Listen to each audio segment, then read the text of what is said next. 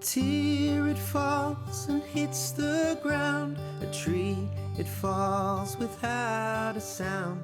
A bird, it calls and sends you home. A man, he sits in the cold all alone.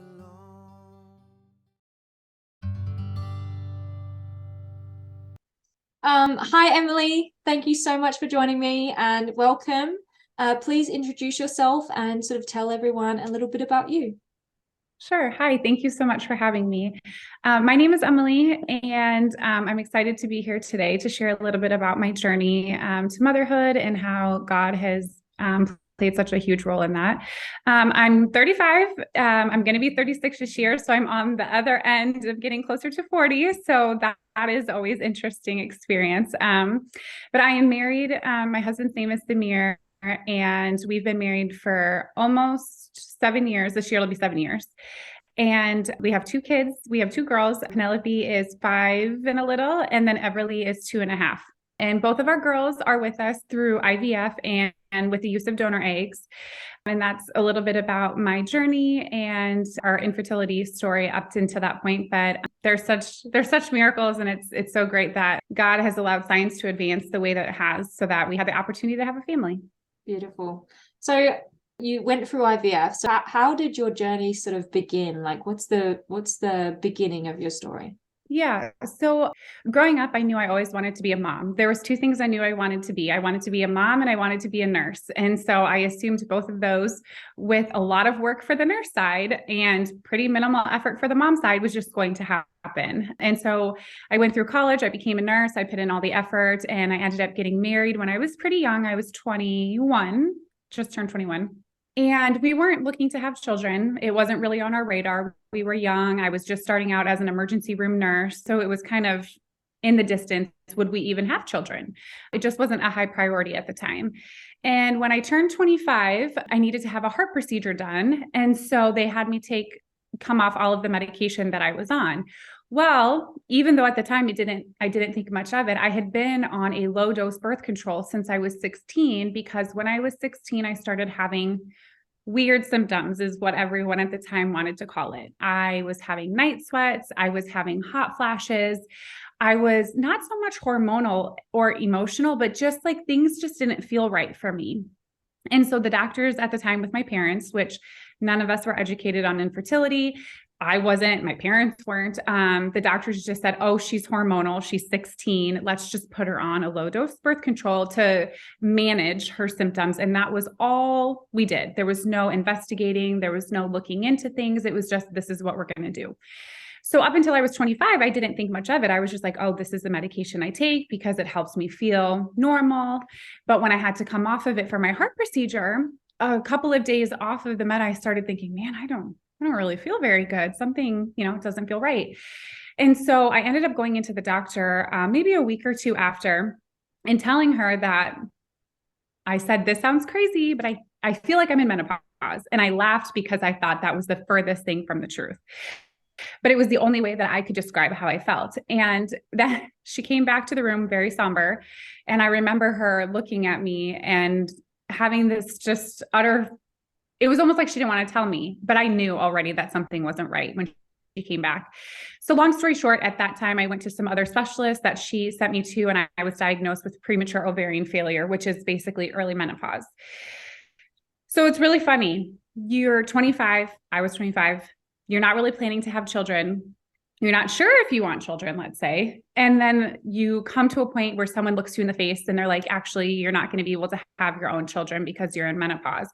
And I tell you, the feeling of needing a child right then, right now, hits you like a door. It was the most surreal feeling, because up until that point, I hadn't really put a lot of time and thought into when I wanted to become a mom. I just knew someday I wanted to.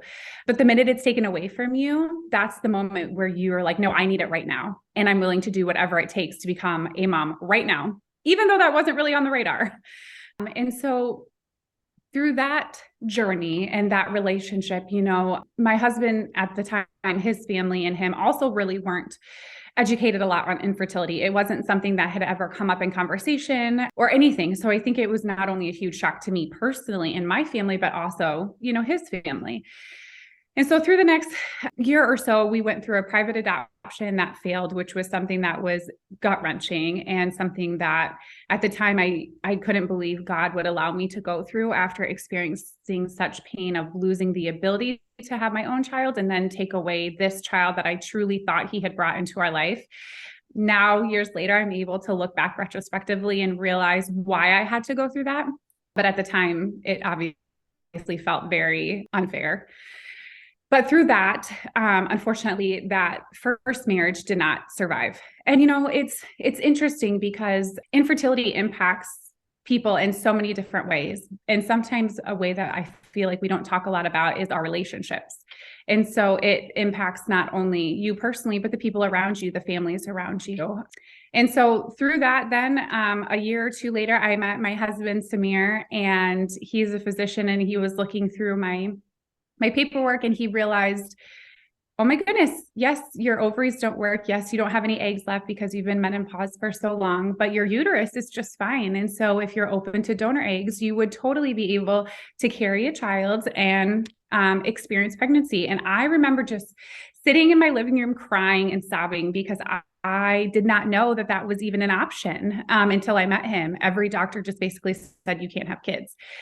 And so then once Samir and I got married, we started that IVF process right away. We found a clinic that we wanted to work with and started looking at the donor list. And then we got married in September, and in October we had our first meeting, and then in January was our first transfer. So we did things real quickly once we got married, just because we knew what we needed to do. So yeah, and you knew what you wanted. It wasn't a question, oh, we'll just wait for a bit. It was, I want it now. Yeah.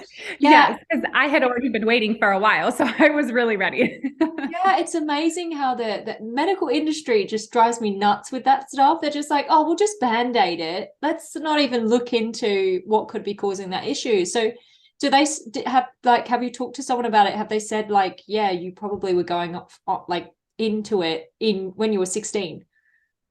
Yeah, so unfortunately, once I got diagnosed and was able to learn more about my symptoms and what had happened. Yes. So what more than likely happened, and obviously this is all retrospect, right? Because we can't go back in time, but more than likely, yes, I had started menstruating when I was 12, but probably around the age of 14 to 16 is probably when my body, something wasn't going right, something wasn't working right. And then by the time I really started noticing it, I was probably already in menopause without really realizing it. And so because of that, with early menopause or premature ovarian failure, if you go into it early, like I did, you actually stay in menopause the entire length of your life until you get to the natural age of menopause, which is usually, like somewhere in your 50s or 60s.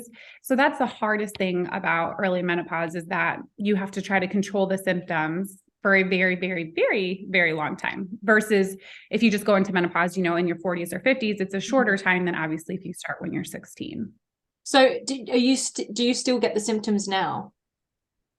I do. So I am on a medication that is helping suppress the symptoms 80% of the time. We did try upping and going to a different medication, but unfortunately the higher dose actually made things worse for me. And so we went back down to the lower dose, also just for safety reasons, because obviously the higher the estrogen, the higher the risk for things like cancer. And so we just stayed on the lower dose. So I would say 80% of the time my symptoms are controlled, but you will see it's very cold where I live right now, and I do not wear a coat. I sometimes don't wear socks with sandals because I'm just hot all the time. And so even though my friends are like, honey, it's -10 outside today, I'm driving with my window down because I'm so hot. It's give and take a little bit. Some days are really good and some days are not so great. Yeah, gosh, that must be really difficult to kind of live like that as well, because but at the same time you don't know anything different either, so that's probably a good thing as well. Blessing in disguise. Yes, I think you kind of get used to things like that, you know what I mean, and you just find ways to cope. But yes, I don't really know much different. I just am always hot. So luckily the night sweats are pretty much under control, and that's the thing that I think was the hardest, because I used to not sleep very good because of that. Yeah, I can relate to some of the heat thing, because when you're pregnant, you kind of you can get really warm and you just feel warm all the time. Like my son, he'll sometimes give me a cuddle and he's like, Mom, you're so warm. And I'm like, yeah, it's because I'm pregnant. It's Yes. a hormone thing. And he's like, oh. So Yeah. yeah, but it's very interesting how our hormones can do all these things, but then, you know, if something's out of whack, it can kind of create more issues than, you know, we would like. Yeah. And what's even more interesting is, with having menopause so early, you would think that maybe getting pregnant and actually even more staying pregnant would be difficult. But what was so interesting to me was through the IVF process, I am a nurse, but I didn't do a lot of research because I kind of wanted to just go in blindly because I thought sometimes the more you know, the harder it is to kind of just let the process be a process. You analyze a lot of things the more that you know. And so I just kind of went into it blindly. But what's so interesting is with IVF and my situation where I didn't have any eggs to use, once the body kind of realizes, oh, hey, you're pregnant, there's a baby in here. After the 12-week mark where you stop the injections for the medication, your body just takes over and it's just like, yes, I'm pregnant, and it grows the baby all on its own. Milk production, if you choose to breastfeed, which I did, shows up. It's not like I needed extra medication. I didn't need anything different to try to get to be able to nurse. And it's so interesting how the body just like takes over, even though there was like a part of it that was broken. It just like magically is like, hey, I know what to do now. It was such a miraculous experience. Yeah, that sounds really beautiful. And I'm guessing, I mean, did your faith sort of come in there as well? Like, were you just like, wow, like, even though I have this problem, you know, God's blessed me in this way where I can still do all these things that I would like to do? Yes, completely. I did know that I had a little bit of a fear when I was pregnant with my first that maybe, breastfeeding wasn't going to be an option for me. I just wasn't really sure how my body would respond. I was warned that, the hormones can get kind of intense postpartum. And then with being in menopause at the same time, it might be more than I could handle. And being on medication for menopause while nursing is not an option. So you have to either choose to breastfeed or to take medication for menopause. And I knew in my heart I wanted to try for breastfeeding, but I just didn't know how I would do. And 100% God is so gracious and he is so good. And that is the one thing that I have spoken a lot about and thanked him so much, that out of all the things that were so hard for me with, going into menopause early and having to do IVF and the relationships that were impacted by it, the one thing that was such a bond between my girls and I, he allowed that to be such an easy process. And it was so effortless for us, which I know for some people it's not. And that is such a experience that I'm so grateful to him for, because I know it was his hand allowing that bond to be there and make it such a sweet one. Yeah. And I mean, I've got 3 children, and breastfeeding, yeah, can be a bit of a struggle sometimes, but there's something about it where you just bond with your child and you can really connect. And yeah, I mean, that would have been probably even more important for someone who has a donor egg or a donor, or, any kind of donor, because then you're actually like physically, sharing something else, not just a womb. But yeah. And how was that experience as well, like having a donor egg? Because I know some people have said like, oh, I felt a bit strange at first, but then, it was fine. Yeah, what was the experience like? Yeah. I think the hardest thing for me was actually it wasn't coming to terms with using a donor, because the minute I realized that was even an option, I was like, sign me up. Yes, that's exactly what I want to do. So for me, that was not something that was a hurdle, which for a lot of people it is. And I understand completely my situation. I think just with knowing my diagnosis for 5 years first and not thinking I had any options kind of allowed that to be a non-issue for me. The biggest struggle for me was actually selecting the donor. Oh, wow. How do I pick the right donor? Because when you think about it, you're picking someone who is going to influence your child in so many ways. And you don't get to meet the person. In our situation, we didn't get to meet the person. We didn't know the person. How do they act in situations? How are their emotions? What is their personality like? What's their family history like? All of those things play a part into selecting a donor because they, in the end, influence your child and how your child is going to act. And so initially, I remember going through our donor list, and I was trying to select the donors based on what I looked like. So I would look at them, I'd look at a picture of me, and I'd be like, okay, do we look similar? And obviously that wasn't going well because at the time I bleached my hair and everything about my appearance. Obviously, I'm not going to find someone that looks like me. And the more my husband and I talked, the more we realized that what they looked like didn't really matter because my husband is dark skinned, very dark features. So more than likely the dark features were going to win out anyways. So what it mattered was, do they act like me? Do we think the same way? Do we have the same type of personality? Are we both emotional, or are we both somber? Do we have a sense of humor, or, do we have a dry sense of humor? So then we started really analyzing the psychosocial profiles that were given to us so that we could try to find someone that when I read about them, we got like a 9-page document that all of the donors from our clinic had interviews with a psychologist. And so they provide a 9-page document that goes through their likes, their dislikes, their personalities. So I started really analyzing that to find someone, when I read it, that I was like, you know what? I feel like I am like her. And once I started that route, the anxiety of selecting a donor honestly went kind of out the window because I was just asking God to lead me in the direction of someone who would be similar to my behavior. And you know what? Sure enough, not too long after, we came across a profile and I was like, she doesn't look a thing like me, but she acts everything like me. And that's who we picked. And so we used those donor eggs for our first cycle, and that's how Penelope is here. So. Did you use the same donor eggs for the next pregnancy as well, or did you use a different donor? So for our second cycle, we did. We had one more lot of eggs from our first donor, and we used that. But unfortunately, that cycle failed. And so that was something that was very hard for me because since I couldn't provide an egg, having a full genetic sibling for Penelope was something that was very important to me.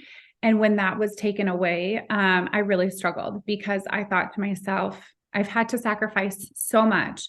I've had to be okay going a non-traditional way to motherhood. Why is it that this one thing that's really important to me is now taken away from me?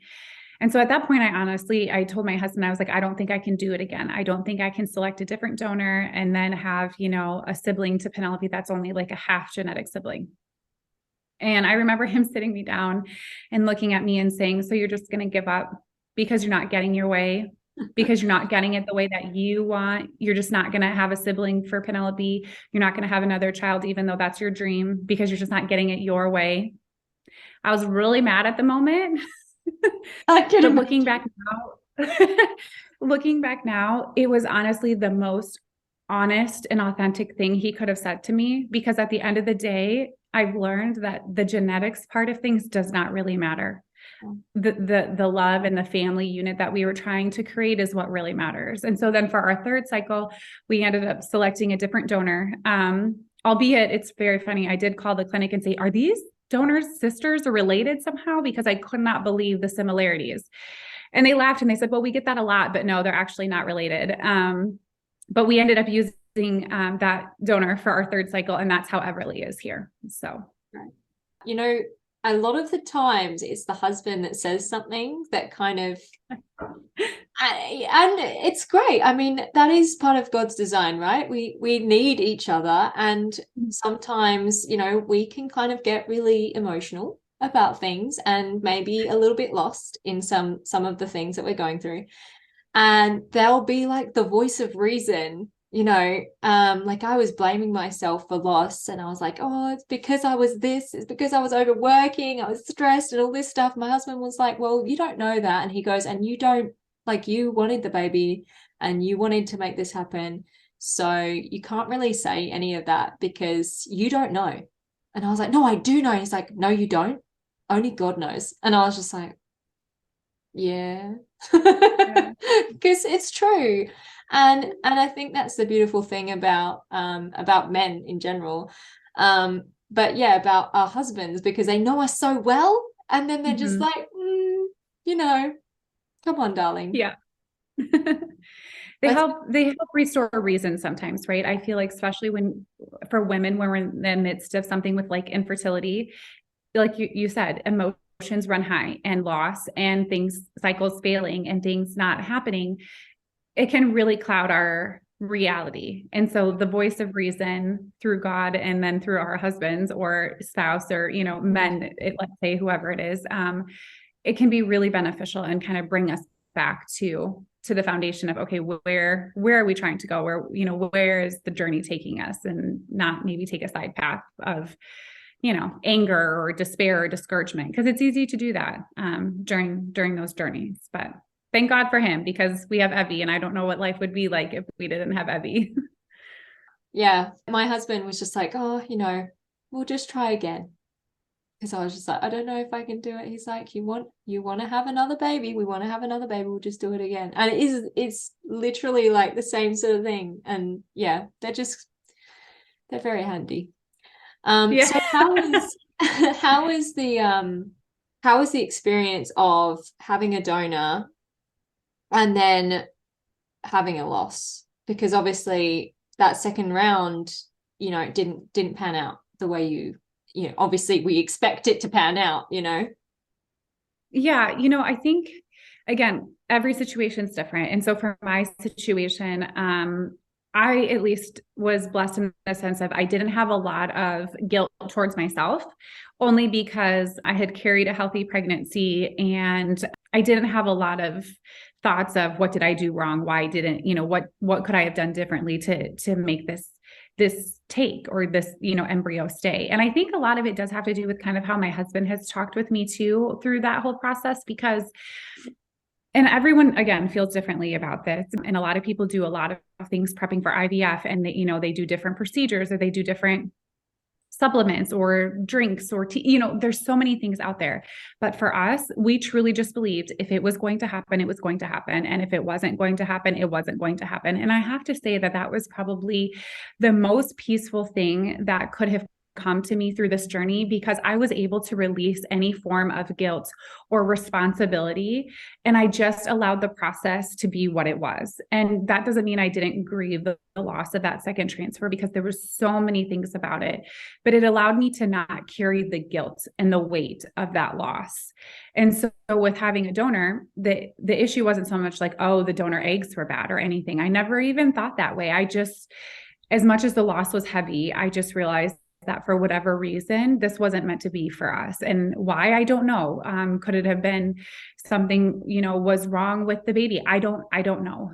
But one thing I do know is that had that cycle worked, Everly wouldn't be here. And I look at it that way because I realized that Everly was meant to be here. And so even though I had to go through that loss, it allowed me to get to where we are today. And I think also sometimes I feel like God uses that, because as much as that angered me about that loss with that second cycle, I realized that through that, he taught me that not everything is going to go the way I want in my life. And even when I feel like I deserve it, like, no, I deserve this cycle to work because I've had to give up so much else. I deserve this. Actually, no, we don't really deserve anything per se in life, but God's grace and mercy is so kind to allow things to come into our life that is wonderful. And so from that, I just learned that it's okay that not everything goes the way that I wanted it to. And sometimes it actually ends up being better going the way that God wanted it versus what I thought was best for me or best for my life. So again, in the response to the donors and the cycle failing, I've never really correlated it to, oh, it's the donor's fault or the donor eggs, or, I kind of honestly, once we selected the donor eggs, I kind of just kept that away. Like it wasn't even something I thought about a lot. I mean, the embryo baby, was inside of me, and it was just either gonna make it or not. And and so I've removed the donors from that aspect in all 3 transfers. Yeah. That's such a good way of looking at it as well. Like, if it's meant to be, it will be. And I think that is just, I try for that, but it doesn't always happen. But that's something that I hope that one day I'll kind of have that in my head most of the time rather than the other stuff. But it is that's a beautiful way of looking at it. I was going to say as well, like, I know that you went through sort of the early menopause and you're sort of still going through that now. Have there been moments, or are there moments where you get angry at God? Because I have been angry at God after losing my first, it was my fourth child. And the baby's now in heaven, and the fifth child is also in heaven. And going through that, I got so angry at God. And I had to remind myself, he's not the author of evil, and that he, yes, allows these things to happen. But he always uses these things for good. So yeah, have you experienced the anger against God thing? Oh yeah.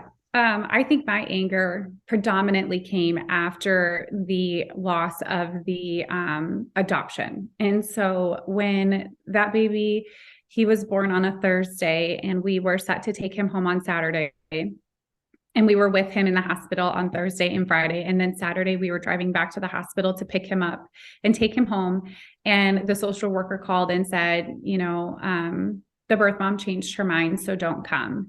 And in Iowa, birth moms have 7 days to change their mind.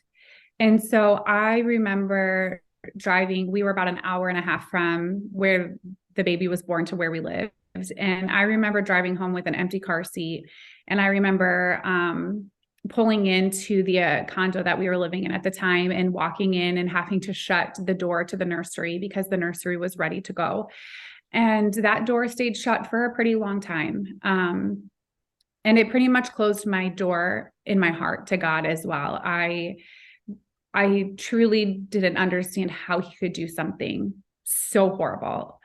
And not even so much that he did it, but how he could allow it to happen, why he would allow me to go through all of the effort to become an adoptive parent. There's so much work you have to do. But between paperwork and a home study and getting a lawyer, and then also going through the birth at the hospital and having the baby at the hospital and holding that little boy, like looking him in the eyes and telling him I love him, and that God, made a way for us to meet, and truly believing that like he was going to be my son. I couldn't fathom how God would allow that to happen. And so, yeah, I became pretty angry. I wrote God off. I was like, you know what? I don't need you. I'm done. You clearly have done nothing but ruin my life. So if you're real or not, I even got to that point. If you're real or not, I don't care, but I'm done doing anything to support you, to praise you, anything. I was done. And that lasted for, probably a year and a half or so. It was a long time. Oh. I turned my back completely and was like, I don't need you. You're not doing anything for me. And you know what's so interesting about God? He just like patiently waited. Yeah. He perfectly loved me from afar. And like he allowed me to, even though it probably wasn't his desire, right? He allowed me to grieve and go through what I needed to, so that he could get me to where I needed to be. And ironically, that was to a place where I had a little doggy that I had gotten before I was diagnosed, or actually maybe right after I got diagnosed. And he had been with me through all of that. And he ended up dying in a tragic accident. He was only 3. And it's so funny that God used a puppy, although I'm an animal lover, and I don't know how other people feel, but they're like part of your life. They like literally are your family. But God used his little life and his death. That was such a tragic thing to bring me back. And it was so interesting to see how he used that, because with the death of Oakley, which was my little doggy, it set in motion the meeting of Samir, and it set in motion the understanding that I could actually carry a child, because without meeting Samir, I would have never known that. And then obviously without Samir, I wouldn't have the girls I have today. And without the death of Oakley, I would have never met him. And it's so interesting to see how God used something that was, again, so tragic, but allowed my heart to open up to his plan, and then opened all of the doors to lead to where I am today. So yeah, I mean, I was angry, but what's so fabulous about God is that like he doesn't hold it against us. He knows that we're human. He knows the feelings that we have and the emotions we have. And even still, he loves us perfectly. And he waits for us. And he did. He waited for me. And I thank God for that. That's so beautiful. You can see his hand, you know, in your life. I look back at my life and I'm like, I can see God like working in there. I didn't come to faith properly until 2020, but my high school days, that's when I met my husband, and I feel like God was there and helping in there because I prayed a lot. I was closet praying. Like I didn't tell anyone because my parents were really not Christian at all. They were like full-on atheists, like everything, you know, any mention, and it was just like, no, put that away. So yeah, and it kind of made me very anti anything religion. But yet I prayed, and I prayed a lot, like by myself, very quietly, so no one could ever know. And yeah, you can see his work, and it is even during the hard times, the hardest times, and you're just like, I don't know what to do anymore. You know, yeah, there is a sense that you're not actually ever on your own, which is kind of nice. So did you, when you came back to faith, did you do anything that kind of like really strengthened that for you? Like, did you pick up your Bible, or did you go to church again, or what sort of things happened to kind of really fuel that? You know, I don't think there was something specific that I could say like, oh, I just immediately, you know, did X, Y, and Z. That would be a really great story. I wish I could tell you that. It was much more gradual for me. I think it was like a slow opening of the door, and then a little more opening of the door, and then a little bit bigger opening of the door. And it still waxes and wanes, right? Because we're human and we get distracted and we find ourselves wandering a little bit sometimes, right? And so it's a constant struggle to stay on the path that we need to be on. And so there's no great thing that I could say like I did, because it's still a work in progress today. I just have found that over those years since then, which has been about 7, my faith has grown substantially. And it's not because I attended a church. It's honestly, I think, because of prayer. I started realizing that talking to God, having a true relationship with him, more than going to a church or being part of a ministry of some sort. Not that those things are bad, but I never had an authentic relationship with him. It was very much like, oh, I went to church today. Check. Oh, I went to youth group today. Check. And really, what relationship did I have with him? Actually, I didn't really have an authentic one. And so I think when I started realizing that I couldn't do this life without him, and that that's where he really needed me to be, to let go of the control, because I'm a control freak. Ask my children. He needed me to let go of that so that he could come and truly lead where he needed to in my life. And I feel like prayer and time spent in the word or in a devotion of some sort, or praying for others, has been the thing that has really blossomed a lot for that relationship. And also, it's interesting, but giving God the glory for things has also been something that has been really life-changing for me, because it's sometimes easy to think, well, look what I did, or look at this accomplishment, or look at this or that, or, you know, and realizing that all of that comes from him, and giving him the praise and the glory and being a testimony of my life for him has really, I think, strengthened my faith, more so than going or doing something. Yeah, I something that's strengthened my faith is just that that change of character, like seeing the fruit, like seeing fruit happen, you know, blossom. And it takes time. Obviously, I'm still working my butt off to try and, you know, get some of this fruit going. Yes. But yeah, like pride is a big one. And it's definitely like sometimes you're like, yeah, I did this thing, and then you're like, oh, but could I, could I have done it on my own? Just Mhm. like without God? Probably not. Yeah. He's, you feel the blessing, you feel that he's helped you in that. And yeah, yeah. And I totally resonate with the church thing. We are not a church going family currently.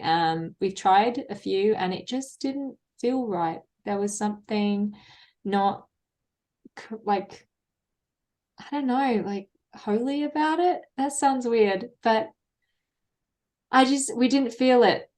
And yeah, prayer just seems to be the way that we connect better with God. And like the kids love praying. They want to go to church, and we've taken them a few times, but they just, yeah, we didn't feel, my husband and I just didn't feel the right atmosphere, if that makes sense. Yeah, it's difficult. Church is much different now than it was 20 years ago, than it was 40 years ago, than it was 100 years ago, and so on, right? Church has evolved. And unfortunately, from my perspective only, I'm only speaking on my personal experience and thoughts, but church itself has become more of a business than it has actually like meeting with God. And that's not to say that there aren't churches out there that don't function that way, where you can truly get in and feel the Holy Spirit and see him working. I just haven't found one recently. And so that has been a challenge, but I have also come to realize that that doesn't hinder me from having a relationship with God. Going to church isn't like do this so you can have a relationship. It actually doesn't even require going to church to have a relationship with God. And that was kind of something that was kind of like an epiphany for me, because I was raised very, very strict in a Baptist church. And my golly, if you didn't go to church, I mean, you were not. And so to grow up and realize that really actually church is not a requirement for a relationship with God was very much liberating, because I realized that God loved me and wanted a relationship with me regardless of what church or if I attended church. I like to share that because I feel like sometimes people feel so constricted to a building or a religion or a church or a pastor, and it's I don't think God ever intended it to be that way. Yeah, I mean, I've been reading the gospel, and I'm trying to read the Bible in a year. So hopefully I'll be able to do that. From what I'm understanding and what I'm reading, Jesus is the savior, and all you have to do is believe him and believe the fact that he died for your sin, and that's it. That's it. You got to love God, yeah, but you're going to love someone who saved you. So you know that to Yep. me is just, it's simple, it's not complicated, it's simple. Right. Have faith in Jesus and the fact that he saved you, and love God and love, yeah, people. There you go, done. Yeah. It's very simple. And that's the hard thing. Sometimes I feel like it gets overcomplicated. But the New Testament especially is so clear that he came and died for us to save us. And all we have to do is repent and believe. I mean, it doesn't get much simpler than that. So it's such I a think, beautiful thing that he did and made it so simple. yeah, I think that's what catches people, because they're like, no, it's too simple. No, you have to do all these things to be Yeah. saved. And it's like, no, you don't. Just have to change your mind, Yep. and love God. That's it. Yes. And believe in Jesus's sacrifice. That's it. Mm-hmm.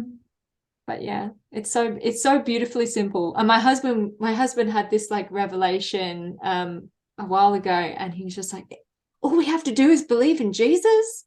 It's like, wow, that's it. That's literally it. Yeah. You just have to Mhm. change your mind and believe in Jesus. That's it. He's like, this is crazy. And he's like, and we can still sometimes do the wrong thing, but God's not looking at us. He's looking at Jesus. When we go in for the judgment, of course, we're still going to, have a moment later. But at first, it's going to be Jesus who's looking at, not us. So Yes. great. But yeah, it's so simple. I think it can be confusing. But yeah, you don't need to go to church. You don't need to do anything except for believe in It's Jesus. true. It's And I found that just, sometimes I feel like prayer can be intimidating for people. They're like, I don't know what to say. I don't know how to talk or to pray. And I found, and I mean, I was taught how to pray since I was like 2 years old, because church was like intense. And so that has never been a struggle for me. But as I started in these last 7 years, I was like, okay, I can say anything I want to make it sound like a great prayer, but is it actually true, or is it authentic? Is it really coming from my heart? And so what I found was I got a little like daily book, and I just started writing, because I realized that when I wrote, the true feelings of my heart were able to come out. And it wasn't me trying to just sound fancy with my words in a prayer, but I was truly just writing to God. And I would start it with "Dear God," or "Lord," or whatever. And then I would just start to write. And it started to really allow my prayers to come into that. And so prayer doesn't have to look a certain way either. That's another thing I used to believe, because I was taught that prayer had to look a certain way. It does not. Prayer can be talking to him while you're walking. Prayer can be writing it down in a journal. Prayer can be almost when you're getting ready to sleep and you're like, you know what, Lord, tomorrow I am terrified. This thing is coming and I don't know what to do. It can be in the littlest moments or in the biggest moments. And I have found that talking to him all day, every day, has really strengthened my relationship and has allowed prayer to be kind of come even like an even newer thing, more than just sitting down and closing my hands and closing my eyes and praying. It's become a relationship. And I think that that's really what he wants from us. I totally resonate with what you're saying. It's true. And I mean, I was like, oh, how do you pray? I felt the same way. And I was like, I read in Matthew, the Sermon on the Mount, where Jesus says, if you're going to pray this. And it was like the one that everyone always says. I can't even think of the words right now, which is terrible. But Okay. forgive our debtors, and Yes. forgive our Give us debts. this day our daily bread, all the things. Yes. Yeah, that. And I was like, well, yeah. And I was like, but like, I know God will know what I'm thinking and what I need and everything. I was like, but I don't feel like connected to that, like connected to God through saying that. And Right. yeah, like as soon as I started just saying things that were on my mind and how I felt, it just kind of, I felt more of a connection, and I felt kind of better about my connection with God as well. It was very nice and uplifting. But yeah, you can kind of get lost in that thought of, oh, it has to be a certain way. You need to say Right. it like this or that. And yeah, I think just talking, and if you're going through a hard time, if you want to shout at God, shout at God. He's, Right. that was the best thing anyone ever said to me. They were like, you can have a go at God. That's fine. And I was like, really? I can? I'm allowed? Yes, it's true. Yeah. I'm guessing you had a moment where you did shout at him, maybe? Maybe a few. Maybe more than a few. Yes. And what's so great is he understands, right? He doesn't judge us or hold it against us, right? There's someone where, like, in a human relationship, they would say, oh, well, you yelled at me or you screamed at me, and so I'm going to hold this against you because you treated me this way. But he doesn't do that, because he understands, and he uses those moments to guide us and to show us, how he truly is there and is leading us on a path. And it's such a loving relationship he offers. Yeah. Yeah. Someone was saying to me, the hardest times that we have to go through tend to be the things that pull us closer to our faith and closer to God. And I said, yeah, I can feel that too. And it's a shame, but I feel like it's that humbling moment, because we can get so lost in the world that we live in. And, we can get really set in our mind and be like, this way, everything works like this. And then something happens and we were wrong, very wrong. And yeah, I feel like it's like a humbling, not that it's very nice, because I was like, yeah, I'm gonna have a baby, because you just do the thing and then you have a baby. Everyone says that, right? And then Yeah. didn't quite work out for the fifth one, which was the fourth one, sorry. Fourth and fifth. Which was really odd for me, because I was just like, well, I had three, so and now I'm properly in the faith, and God's here, and he'll make it happen. Mhm. No.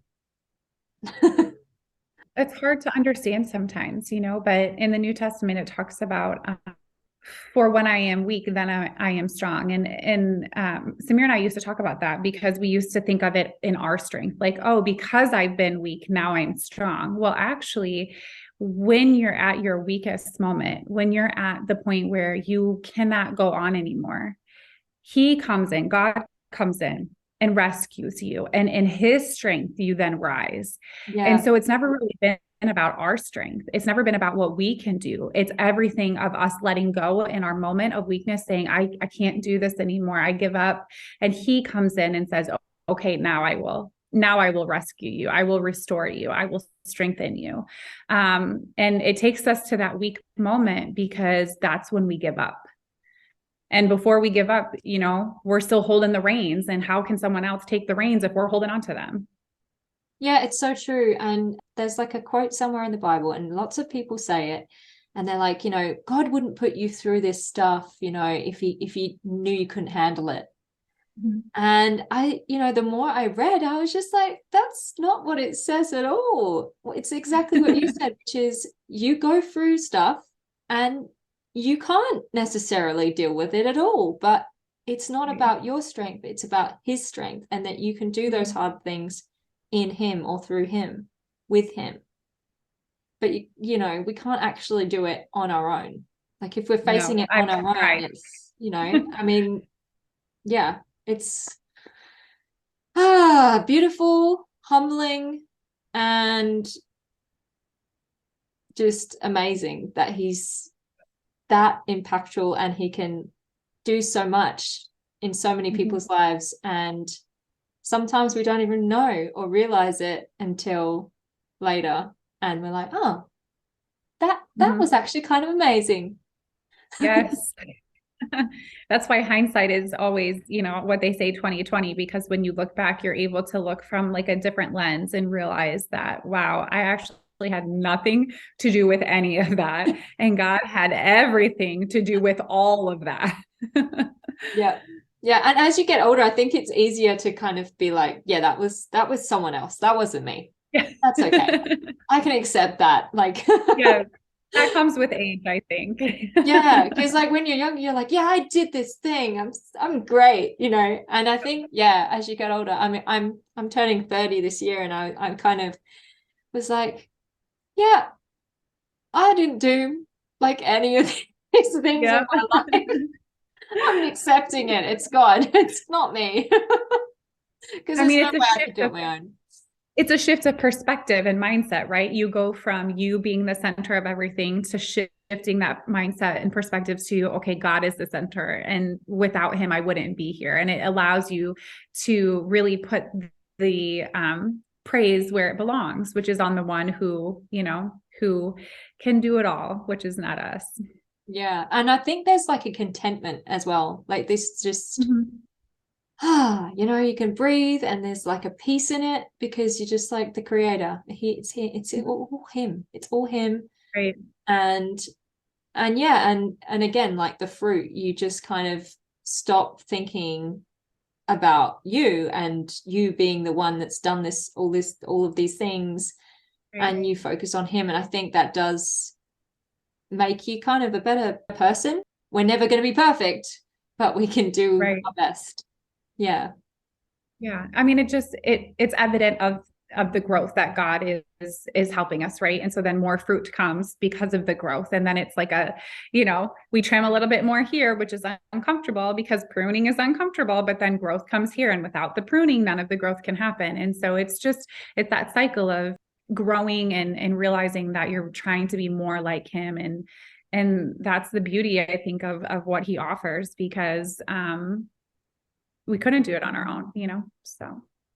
There's something my husband keeps saying. God is never fooled. You have to work to, have something fruitful, to have something, to have a blessing. You have to work for it.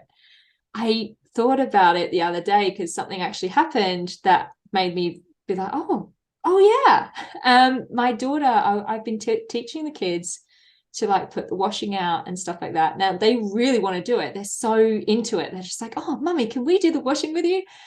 And you know what it's like when you have a 4-year-old or a 3-year-old and they're doing washing.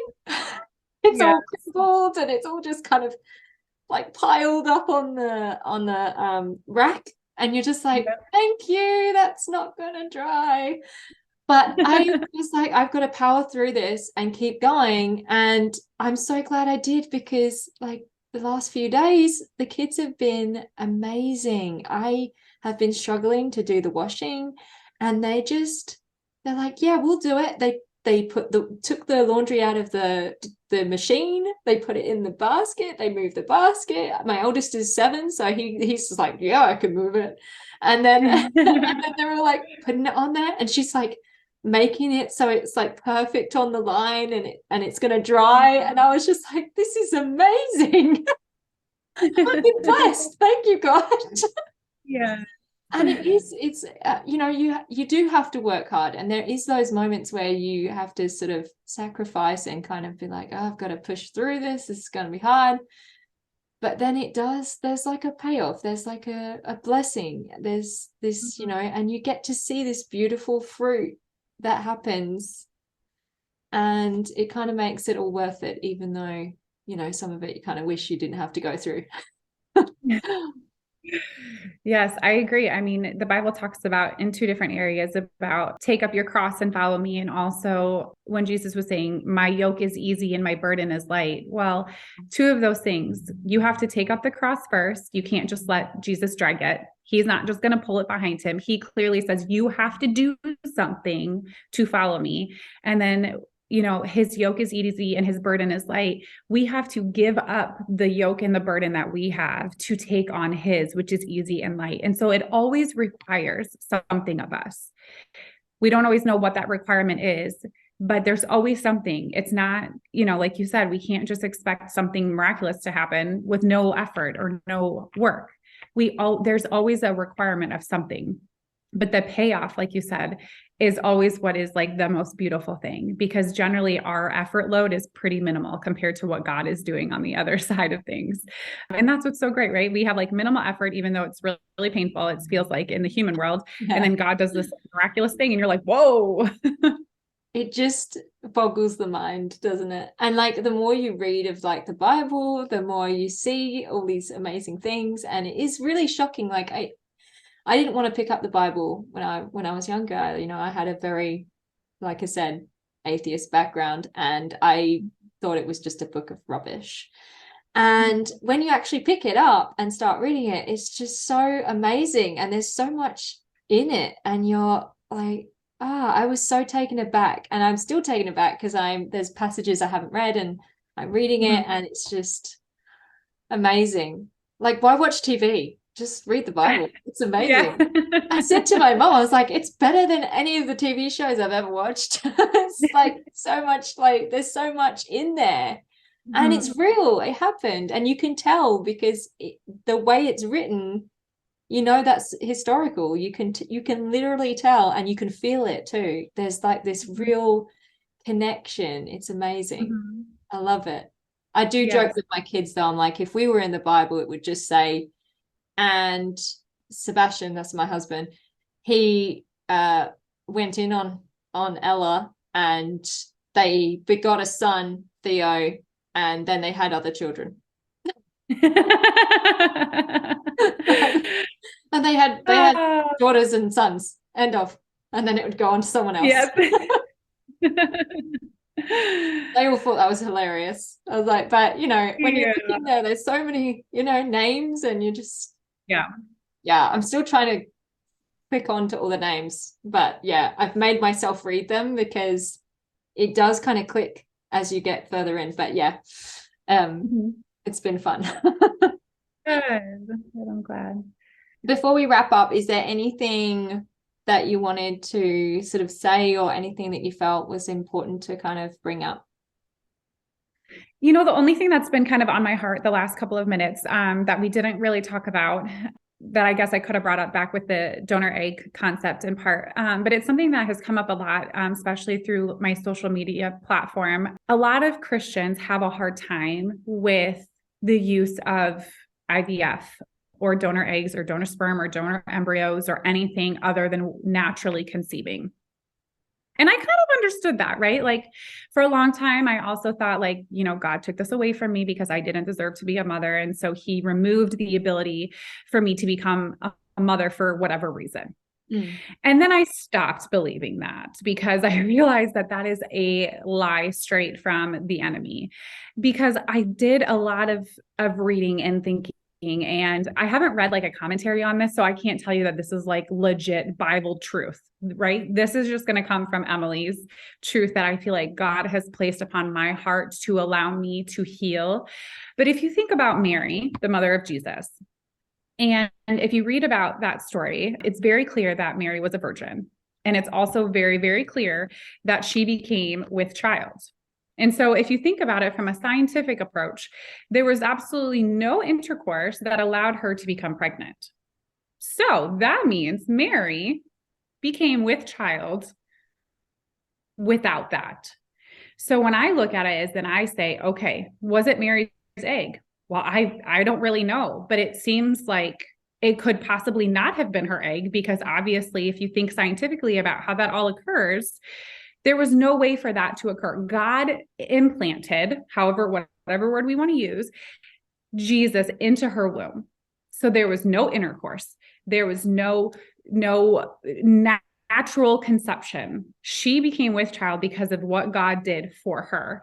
And so, you know, I look at it and I think, you know, as much as it's interesting about what people feel about using science to become pregnant, I feel like God, way back in the day, was already saying there's not just one way to become a mother. And I'm going to bring Jesus into this world through a miraculous way that doesn't involve two human beings.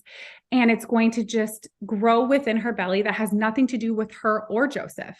And it's like, you know what? That is such an amazing revelation for me. Now, this may not be for everybody, but for me, it has been such a reassurance that God put in motion way long before science ever evolved, that there are more than one ways to parenthood. And that has been such a source of comfort for me, because, you know, Mary's the mother of Jesus, and she probably didn't use her egg, and she definitely didn't use Joseph's sperm. So I was like, you know what? There's no reason I'm going to condemn myself or other people, because God's made many ways for a long time. I was thinking about bringing that up, and I was like, oh, maybe not, you know. And it is something people think of, like Christians do. I've seen like they can go at it like with these things. Oh, yes. And the way I sort of try and look at it is, it's creating a life, and creating life is, I mean, that's what God's about, really. Creating life, creating everything. So that's how I see it. It's creating life. As long as you're not taking it, it's, you know, creating it. There shouldn't be anything wrong with that. Yeah. And if it's to do with like, oh, whether you should be a mother or something, then no one would be able to adopt either, which would be awful. So I know. Yeah. Yeah. So that thinking is just not really grounded on anything other than just sometimes lack of education and just prejudice, you know, which is unfortunate. But for me, it's something that have really purposed in my heart to bring awareness to, and to include that God in my story, because without him, I would not be a mother. You know, it took him allowing that embryo to implant and to grow. It took just as much of him at that moment as it did for someone who would be able to conceive naturally, that it takes for that to all come together and land in the womb. It takes the same amount of effort on his part. And so I just, you know, I always like to share that because there's so many Christians that have reached out to me concerned about, you know, can I do IVF, or what do you think? And at the end of the day, it doesn't matter what anyone thinks, it's what God thinks. And so you have to go to him and say, is this the route you have for me? And if it is, let the naysayers say, because it's what God says at the end of the day that matters. And you're right. Like God, in terms of miracle, I mean, every birth is a miracle. And I've Yeah. heard enough stories now through IVF that, every IVF birth is a miracle. Like, just because you go through all these treatments and you have all these injections doesn't mean you're going to have a baby at the end. It is Right. a It miracle. doesn't. Yeah, it's a Mhm. miracle. So, his hand is definitely in it. No matter what route you go, his True. hand is in it. I think it's the doctrine thing. I think people get lost in Yeah. doctrines that aren't Jesus, because Right. Jesus, was here and he said his way, and then all these other doctrines came along after him. And I think Mhm. people get lost in those doctrines and let go of doctrines, read Jesus. Yeah, it's true. Follow him. Yeah, follow him. Don't follow someone's pamphlet and what someone else is saying to you. Read him and then follow your heart, because he will guide you and he will guide it. Yes, so true. Well, thank you so much for joining us, Emily, Yes, thank and you for having me. talking about all of this stuff and about faith. And I find it so strengthening every time I talk to someone about faith. It's uplifting and it's nice. So thank you. And thank you as well for I'm sure you've had many women, like you said, Christians, talking to you about whether it's okay. And thank you for being a voice in this arena who can actually say it's fine, like it's okay. God makes miracles happen, and maybe this is one of the ways he makes it happen. Yes, I agree. Well, thank you for having me. It's been such an honor. Thank you so much. And hopefully I will see you on a live. I'll be posting that soon. So Okay, sounds good. thank you so much. Bye. Thank you.